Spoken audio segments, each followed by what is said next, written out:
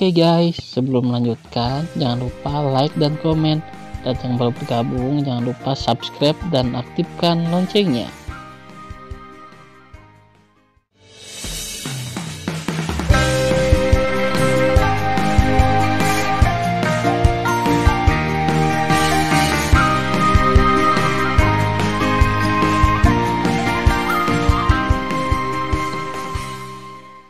Episode 33. Melanjutkan cerita sebelumnya. Dengan tahun-tahun kultivasi ini, Xuan Yuanru telah memasuki tingkat ke-6 ranah Kaisar Agung. Busing. Dalam kehampaan yang bergetar, Xuan Yuan Haokong, Xuan Yuan Changfeng, Linger, dan Chu Xiao muncul entah dari mana di samping Xuan Yuanru. Sekarang Xuan Yuan Haokong dan Xuan Yuan Changfeng telah memasuki tahap keempat Kaisar Agung.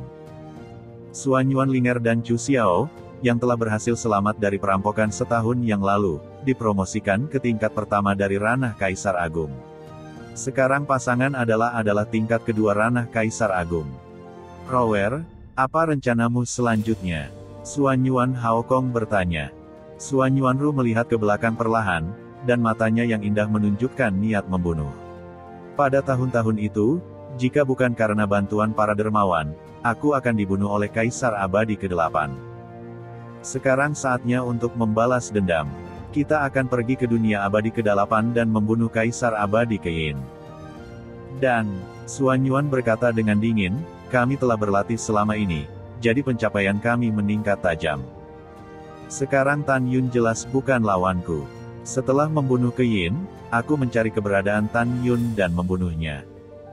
Mendengar ini, Xuan Yuan Haokong dan Changfeng, Linger, dan Chu Xiao saling memandang, dan menghela nafas. Rower, Paman menanyakan sesuatu padamu.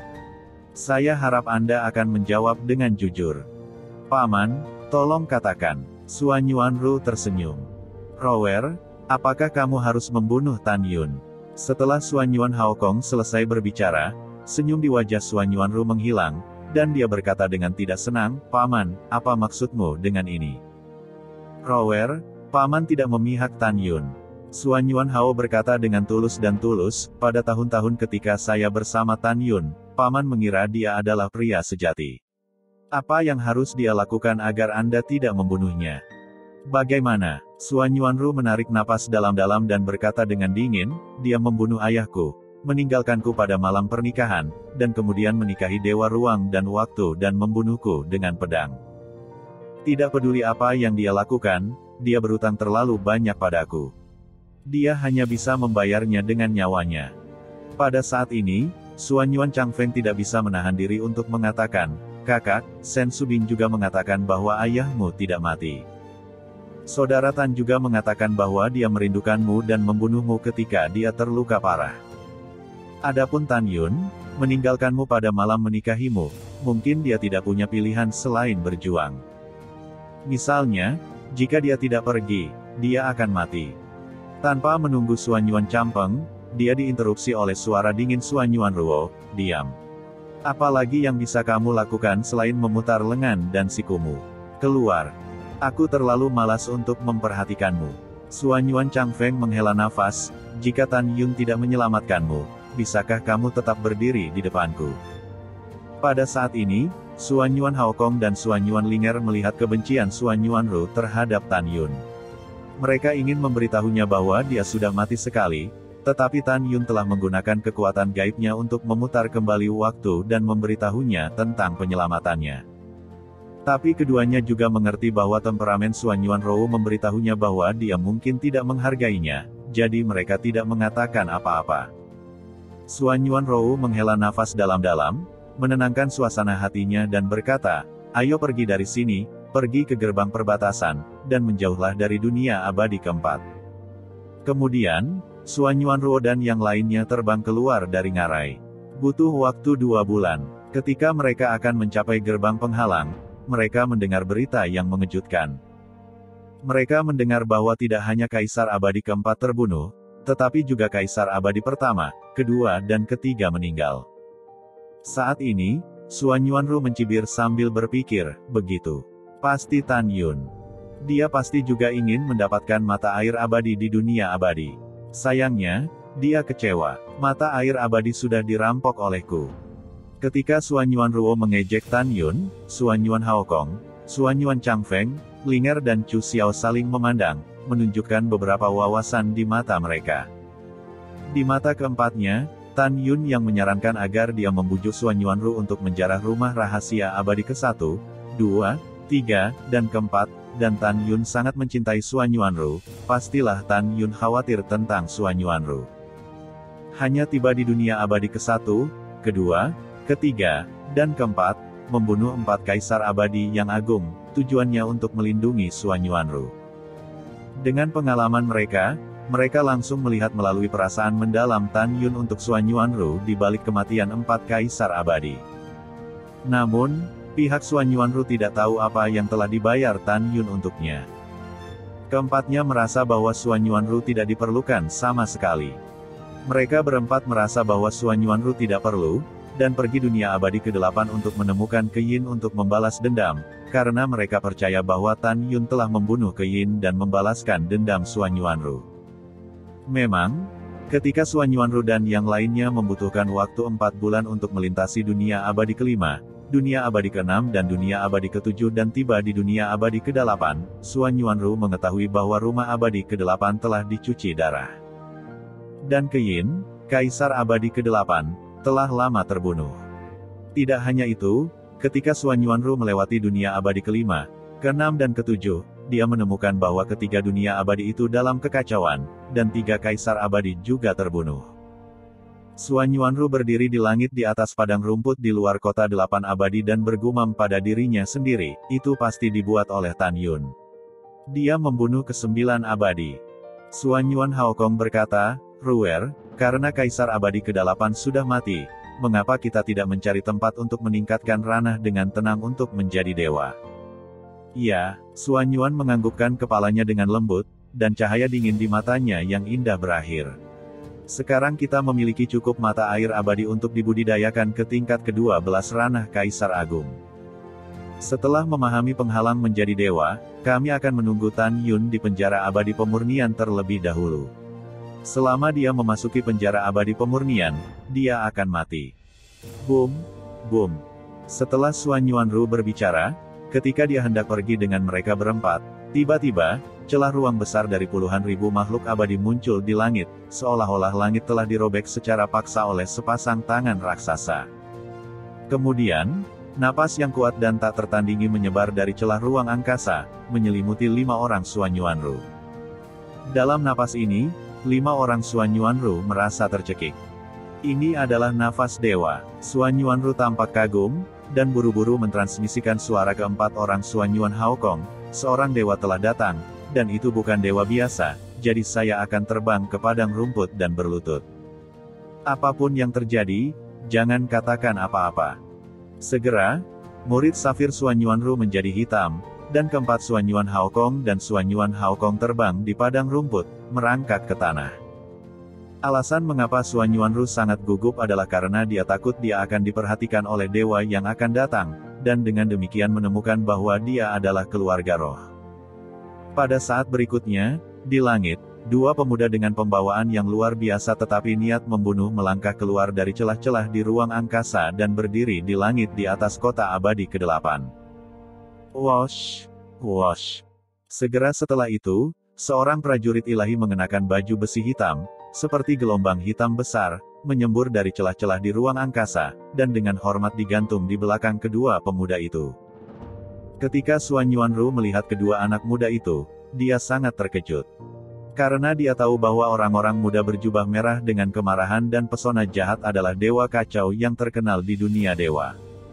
Pemuda lain dengan jubah putih dan fitur wajah yang kuat adalah asal dari surga yang perkasa. Xuan Yuanru memberi Xuan Yuan Haokong 4 orang, dan transmisi suara memberitahu mereka, keduanya adalah, Chaos Tianzun dan Si Yuan Tianzun yang terkenal. Mereka adalah murid besar dari Chaos Supreme dan Si Yuan Supreme. Dengan kekuatan mereka yang kuat, mereka dapat menghancurkan dunia abadi ke-8 dengan bermain di antara jari-jari mereka. Mereka sangat pembunuh.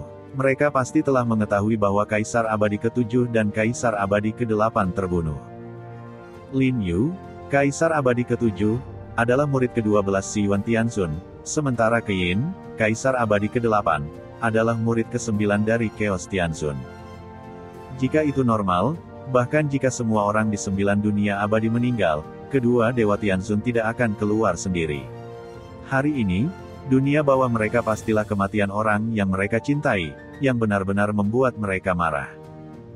Jangan melihat ke atas, sama sepertiku, hanya menundukkan kepala dan tidak mengatakan apa-apa. Mendengar pidato itu, Xuan Yuan Haokong terkejut dan bingung. Dalam hati mereka tidak tahu apa maksud Dewa Tianzun. Kakak perempuan, Xuan Yuan Linger merangkak di tanah, menahan kepanikannya dan bertanya, seberapa kuat Dewa Tianzun? Apakah dia lebih kuat dari Raja Dewa? Xuan Yuanru tahu bahwa mereka berempat bingung, jadi transmisi suara berkata, Tianzun adalah eksistensi di atas Raja Dewa. Yah, tak lama lagi, kita akan pergi ke penjara abadi yang disempurnakan. Aku akan memberitahumu pembagian kekuatan dewa terlebih dahulu. Ketika makhluk abadi menjadi dewa, mereka akan dipromosikan menjadi dewa kelas 1, secara kolektif disebut sebagai alam dewa manusia. Setiap alam dibagi menjadi 9 kelas. 9 dewa kelas adalah keberadaan paling kuat di ranah dewa manusia. Di atas 9 dewa adalah dewa bumi kelas 1, yang secara kolektif disebut sebagai ranah dewa bumi. Di atas ranah dewa bumi, ada ranah dewa surga, ranah semi suci, ranah suci agung, ranah raja suci, ranah kaisar suci dan ranah raja dewa. Di atas ranah raja dewa, ada ranah abadi. Dewa ranah abadi disebut Tianzun. Mendengar pidato itu, Xuan Yuan Haokong 4 orang menyadari bahwa Chaos Tianzun dan Si Yuan Tianzun sangat kuat. Dan sekarang, di depan dua Tianzun, yang lemah tidak sebagus semut mol. Kakak, Xuan Yuan Linger gemetar dan berkata, di atas Tianzun, apakah ada ranah? Ya, Xuan Yuanru berkata dalam transmisi suara, di atas Tianzun, masih ada 7 alam, tetapi 7 alam ini tidak dibagi menjadi alam kecil. 7 alam ini disebut transformasi abadi. Masing-masing, alam manusiawi, jalan hukuman surgawi, alam semesta, alam asal Dao, di alam semesta transformasi, dan penguasa surgawi, akhirnya penguasa alam semesta. Namun, sejak pembentukan alam semesta, tidak ada yang menyelesaikan kultivasi 7 alam. Xuan Yuan Linger dengan rasa ingin tahu berkata, saudari, ranah apa kamu di masa lalu? Dan ranah apa Hong Meng Supreme, Si Yuan Supreme, Chaos Supreme? Xuan Yuanru menjelaskan, ketika saya dibunuh oleh Tan Yun, itu adalah alam semesta. Xuan Yuanru menjelaskan transmisi suara, ketika saya dibunuh oleh Tan Yun saat itu, saya berada di ranah semesta. Dan Tan Yun, Si Yuan Supreme, dan Chaos Supreme juga merupakan alam terbesar ketiga di alam semesta transformasi abadi, alam semesta. Sekarang, setelah sekian lama, saya pikir Si Yuan Supreme dan Chaos Supreme telah melangkah ke alam asal Dao ilahi dari alam semesta. Mendengar itu, ketika 4 Xuan Yuan Linger ditakuti oleh 2 kekuatan tertinggi, mereka juga penuh dengan kerinduan yang mendalam untuk tujuan akhir kultivasi. Pada saat ini, di kota abadi ke-8 yang hancur dan tulang belulang, jutaan penguasa kota sementara, seolah-olah mereka tahu bahwa 2 penguasa surga akan datang, berkumpul di kota 8 surga, satu demi satu, berlutut dan bersujud, dan suara hormat menembus awan. Bersujud kepada Tuan Si Yuan Tianzun. Ketuk Tuan Chaos Tianzun. Semua orang tidak berani melihat ke atas dan bersujud di tanah dengan saleh. Sampah, semuanya sampah. Chaos Tianzun sangat marah ketika dia memikirkan pembunuhan murid Keyin.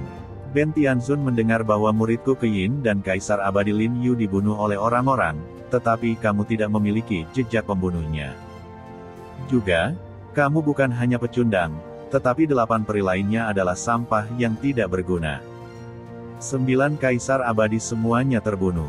Kamu bahkan tidak tahu seperti apa pembunuhnya. Jutaan penguasa kota bersujud, gemetar dan tidak berani mengeluarkan suara. Suara dapat didengar ketika jarum jatuh di tempat kejadian. Pada saat ini, Si Yuan Tianzun menghela nafas dan melihat ke samping ke arah Chaos Tianzun. Oke, jangan marah pada mereka. Aku tahu muridmu terbunuh dan hatimu sedih dan marah. Kenapa bukan Ben Tianzun? Prioritas utama kami adalah menemukan pembunuhnya sesegera mungkin dan memotong pembunuhnya ribuan kali. Setelah itu, Si Yuan Tianzun melambai kepada penguasa kota bertindak dan berkata, "Bangun." "Terima kasih Tuan Tianzun." Semua orang bangun dengan gemetar. Dahi mereka ditutupi dengan keringat dingin yang halus dan tidak berani melihat ke atas. Si Yuan Tianzun berkata dengan suara yang dalam, "Kalian semua, segera kembali ke kota dan beritahu semua orang di dunia abadi ke-8. Kalian semua berlutut saat matahari terbenam sebulan kemudian, dan kemudian memotong jari kalian dengan alat tajam untuk membiarkan darahnya keluar. 1 bulan kemudian, Ben Tianzun akan melakukan ekstrapolasi susunan darah surga, yang mencakup seluruh manusia di dunia abadi 8 hari. Dia akan menyimpulkan apa yang telah dilakukan semua orang dalam beberapa tahun terakhir melalui darah. Ingat, tidak ada yang bisa menghindarinya di bawah kesadaran Dewa Tianzun. Pada saat itu, jika ada manusia di dunia abadi ke-8 tidak memotong jarinya sesuai dengan instruksi Ben Tianzun, dia bisa mati sepenuhnya untuk alasan apapun. Tentu saja, kamu juga harus memberitahu semua sekolah tentang berita ini, agar tidak membunuh orang yang salah. Penguasa kota bertindak mendengar pidato itu, menanggapi dengan hormat, dan kemudian terbang menjauh dari rumah Kaisar Abadi ke-8 Hongmeng. Suan Yuanru, yang berlutut di padang rumput, juga bangkit dan terbang. Selama penerbangan, Suan Yuanru berbisik kepada keempat orang itu, "Aku bertarung dengan Ke Yin sebelumnya. Kita tidak bisa tinggal di dunia abadi ke-8. Selain itu, dunia abadi ke-8 tidak aman. Kita harus meninggalkan 9 dunia abadi Hongmeng sesegera mungkin dan melarikan diri ke dunia abadi Chaos." Waktu berlalu. Sebulan kemudian, saat matahari terbenam, ratusan triliun makhluk abadi berlutut dan menatap langit. Beberapa memotong jari mereka dengan pisau atau pedang. Tiba-tiba, napas besar menyelimuti semua orang, dan darah di jari semua orang naik dan tersebar dari udara kosong. Saat Si Yuan Tianzun, yang berada di rumah Kaisar Abadi ke-8, melakukan ekstrapolasi besar dari susunan darah surga, darah semua orang yang tersebar berubah menjadi gambar dari udara kosong. Gambar-gambar ini adalah semua hal yang pernah mereka alami sebelumnya. Dalam gambar, setiap orang tidak memiliki privasi. Entah itu cinta laki-laki dan perempuan, atau pengalaman membakar, membunuh, dan menjarah, semuanya dihadirkan satu persatu. Gambar berkedip seperti menonton bunga. Pada saat ini, semua orang di dunia abadi ke-8 benar-benar merasakan kekuatan Si Yuan Tianzun. Kekuatan sihir seperti itu juga membuat orang penuh dengan kerinduan yang belum pernah terjadi sebelumnya untuk menjadi dewa. Tidak ada keraguan bahwa Si Yuan Tianzun memiliki kekuatan tak terbatas dan Taoisme transenden, yang mengejutkan dan mengejutkan. 1 jam kemudian, Si Yuan Tianzun, duduk bersila di kekosongan kota abadi ke-8, menggelengkan kepalanya, menatap Chaos Tianzun dan berkata, "Pembunuhnya tidak ada di dunia abadi ke-8. Ayo pergi ke abadi ke-7 sampai kita meninjau ke 9 dunia abadi itu. Kita akan menemukan pembunuhnya."